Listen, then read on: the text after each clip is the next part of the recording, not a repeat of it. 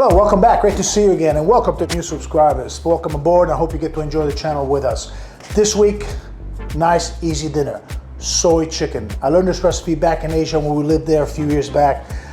Easy, quick, and absolutely delicious. With a bit of rice, we do a soft-boiled egg with it. It is fantastic. It is an absolute winner. Sit back and let me show you how we cook this.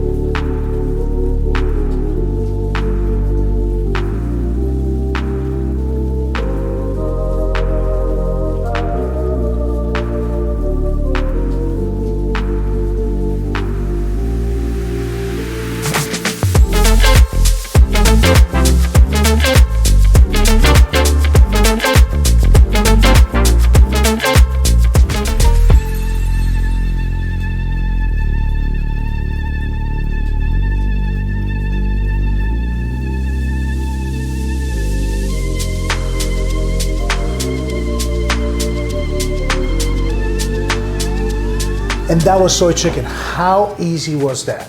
One pot, liquid goes in, flavors go in, boil it for 15 minutes, throw the chicken in, 35 minutes, off, lid on, and let it sit until it comes to room temperature.